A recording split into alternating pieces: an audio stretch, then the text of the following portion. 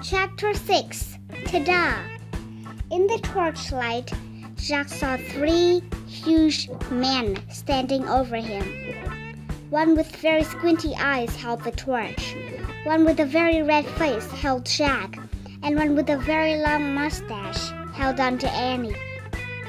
Annie was kicking and yelling. "Stop!" said the one with a very long mustache.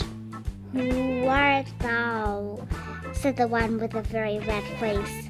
"Spies, foreigners, Egyptians, Romans, Persians," said the squinty-eyed one. "No, you dummies," said Annie. "Oh, brother," Jack muttered. "Arrest them," said Redface. "The dungeon," said Squinty Eyes. The guards marched Jack and Annie out of the armory. Jack looked back frantically. Where was his backpack? "Go," said the guard, giving him a push. Jack went. Down they marched, down the long, dark hallway. Squinty, Annie, Mustache, Jack, and Red. Down a narrow, winding staircase. Jack heard Annie shouting at the guards, "Dummies, meanies, we didn't do anything!" The guards laughed. They did not take her seriously at all.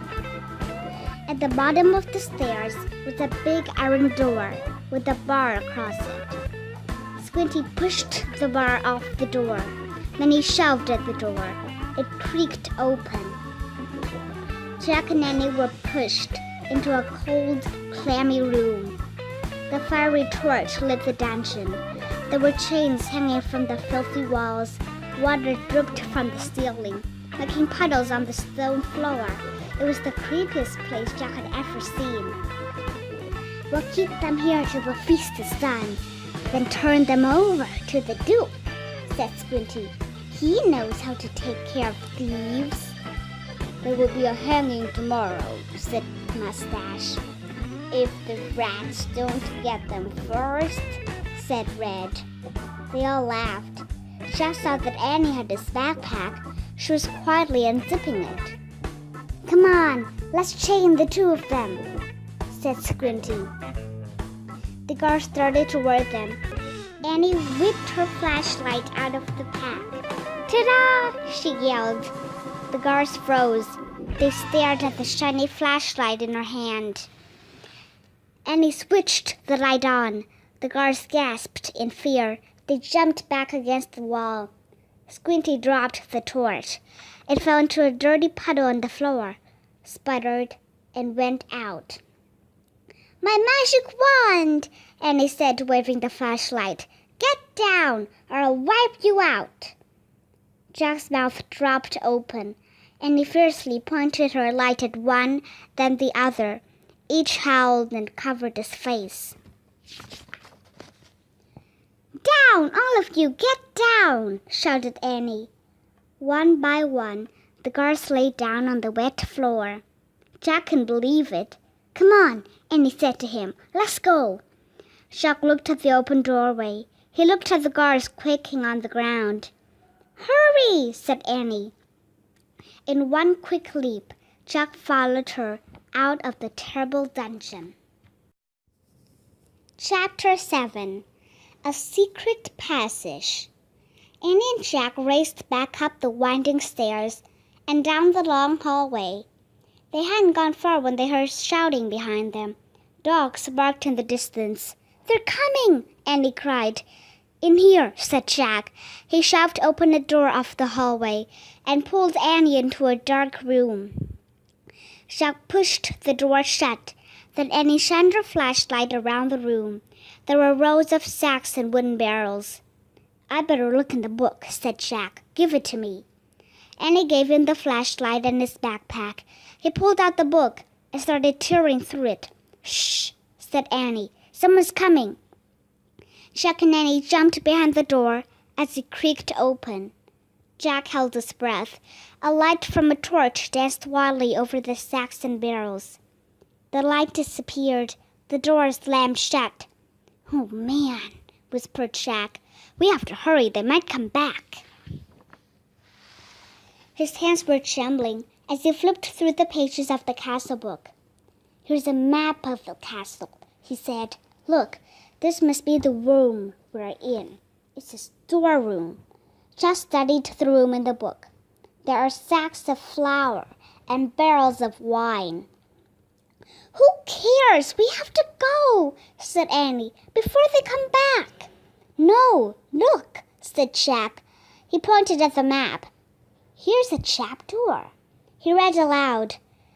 This door leads from the storeroom through a secret passage to a precipice over the moat. What's a precipice? Said Annie. I don't know. We'll find out, said Jack. But first we have to find the door. Jack looked at the picture carefully. Then he shined the flashlight around the room. The floor of the room was made up of stones. The trapdoor in the picture was 5 stones away from the door to the hall. Jack shined the light on the floor and counted the stones. 1, 2, 3, 4, 5. He stamped on the 5th stone. It was loose. He put the flashlight on the floor. He worked his fingers under the thin sheet of stone and tried to lift it. Help, Jack said. Annie came over and helped him lift the stone square out of its place. Underneath was a small wooden door. Jack and Annie tugged on the rope handle of the door. The door fell open with a thunk. Jack picked up the flashlight and shined it on the hole. There's a little ladder, he said. Let's go. He clipped on the flashlight and felt his way down the small ladder. Annie followed. When they both reached the bottom of the ladder, Jack shined the light around them. There was a tunnel. He crouched down and began moving through the damp, creepy tunnel. The flashlight barely lit the stone walls. He shook the light. Were the batteries running down? I think our light's dying, he said to Annie. Hurry, she called from behind. Jack went faster. His back hurt from crouching. The light got dimmer and dimmer. He was desperate to get out of the castle before the batteries died completely.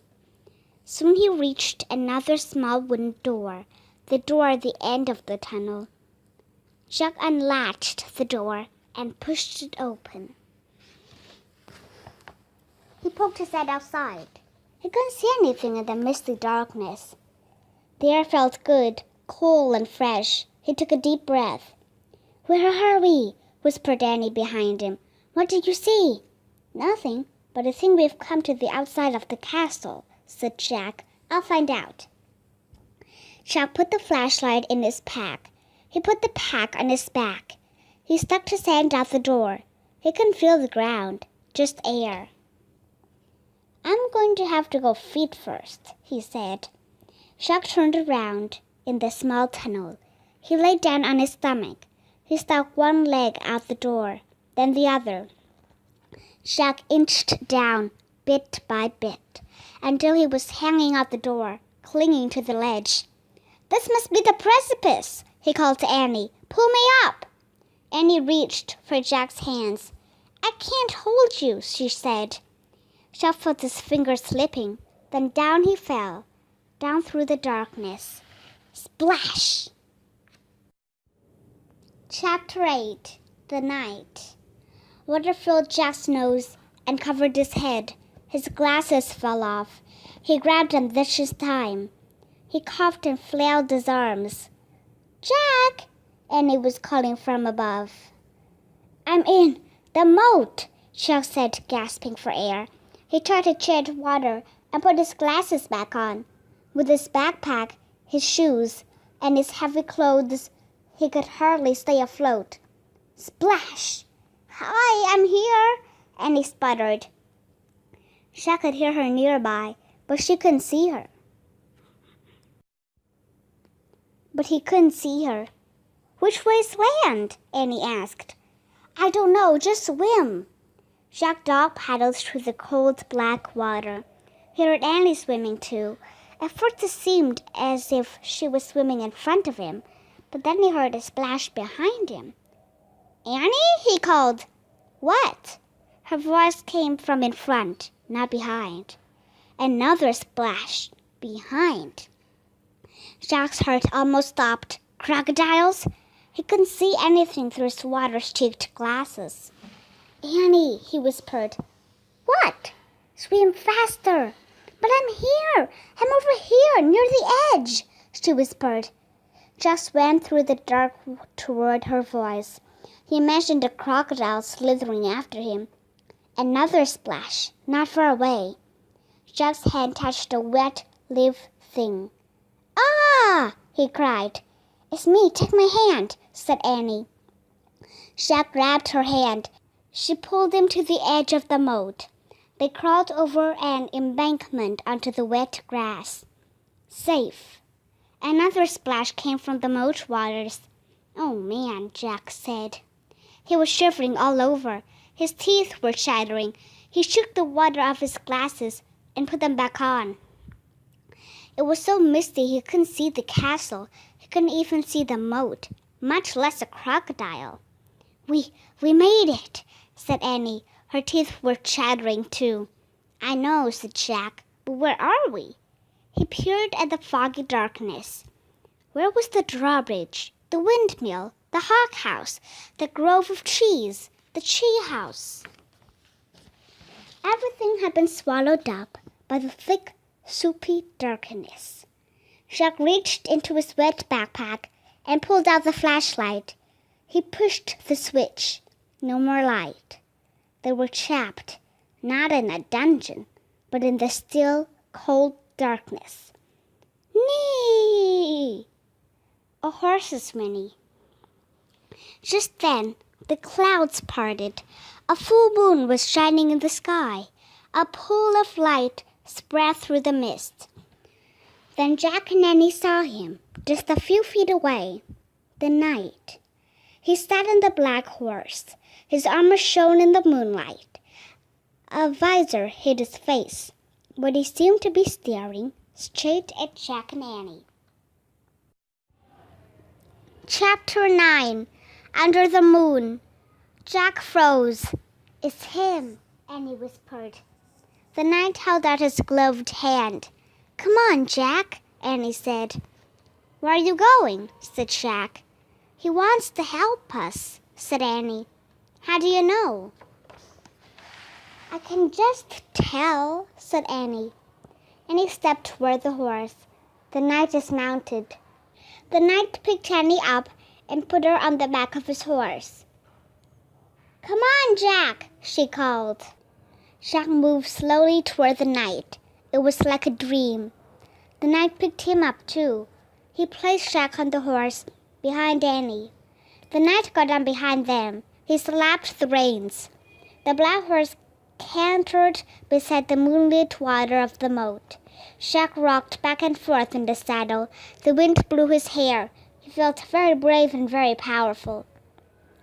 He felt as if he could ride forever on this horse, with this mysterious knight over the ocean, over the world, over the moon. A hawk shrieked in the darkness. There's the tree house, said Annie. She pointed toward a grove of trees. The knight steered the horse toward the trees. See, there it is, Annie said, pointing to the ladder. The knight brought his horse to a stop. He dismounted and helped Annie down. Thank you, sir, she said, and she bowed. Then Jack. Thank you, he said, and he bowed also. The knight got back on his horse. He raised his gloved hand, then he slapped the reins and rode off through the mist. Annie started up the tall ladder, and Jack followed. They climbed into the dark tree house and looked out the window. The knight was riding toward the outer wall. They saw him go through the outer gate. Clouds started to cover the moon again. For a brief moment, Jack thought he saw the knight's armor gleaming on the top of a hill beyond the castle. The clouds covered the moon completely, and a black mist swallowed the land. He's gone, whispered Annie. Jack shivered in his wet clothes as he kept staring at the blackness. I'm cold, said Annie. Where's the Pennsylvania book? She heard Annie fumble in the darkness. He kept looking out the window. I think this is it, said Annie. I found a silk bookmark. Jack was only half listening. He was hoping to see the knight's armor gleam again in the distance. "Okay, I'm going to use this," said Annie, "because I think it's the right one. Here goes. Okay, I'm pointing. I'm going to wish. I wish we could go to Frog Creek." Jack heard the wind began to blow, softly at first. "I hope I pointed to the right picture in the right book," said Annie. "What?" Jack looked back at her. "Right picture? Right book?" The chairs began to rock. The wind got louder and louder. "I hope it wasn't the dinosaur book," said Annie. "Stop!" Jack shouted at the tree house. Too late. The chair started to spin. It was spinning and spinning. The wind was screaming. Then suddenly there was a silence. Absolutely silence. Chapter 10. One Mystery Solved. The air was warm. It was dawn. Far away a dog barked. "I think that's Henry barking," Annie said. "We did come home." They both looked out the treehouse window. "That was close," said Jack. In the distance, streetlights lit their street. There was a light on in their upstairs window. "Oh," said Annie. "I think Mom and Dad are up. Hurry!" "Wait." In a daze, Jack unzipped his backpack. He pulled out the castle book. It was quite wet, but Jack placed it back with all the other books. "Come on, hurry," said Annie, scooting out of the treehouse. Jack followed her down the ladder. They reached the ground and took off between the gray-black trees. They left the woods and ran down their deserted street. They got to their yard and crept across the lawn, right up to their back door. Jack and Annie slipped inside the house. "They're not downstairs yet," whispered Annie. "Shh," said Jack. He led the way up the stairs and down the hall. No sign of his mom or dad, but he could hear water running in the bathroom. Their house was so different from the dark, cold castle, so safe and cozy and friendly. Annie stopped at her bedroom door. She gave Jack a smile, then disappeared inside her room. Jack hurried to his room. He took off his damp clothes and pulled on his dry, soft pajamas. He sat down on his bed and unzipped his backpack. He took out his wet notebook. He felt around for the pencil, but his hand touched something else. Jack pulled the blue leather bookmark out of his pack. It must have fallen out of the castle book. Jack held the bookmark close to his lamp and studied it. The leather was smooth and worn. It seemed ancient. For the first time, Jack noticed a letter on the bookmark, a fancy M. Jack opened the drawer next to his bed. He took out the gold medallion. He looked at the letter on it. It was the same M. Now this was an amazing new fact. Jack took a deep breath. One mystery solved. The person who had dropped the gold medallion in the time of the dinosaurs was the same person who owned all the books in the treehouse. Who was this person? Jack placed the bookmark next to the medallion. He closed the drawer. He picked up his pencil. He turned to the least wet page in his notebook, and he started to write down this new fact. The same. But before he could draw the M, his eyes closed. They dreamed they were with the knight again, all three of them riding the black horse through the cold, dark night, beyond the outer wall of the castle, and up over a moonlit hill into the mist.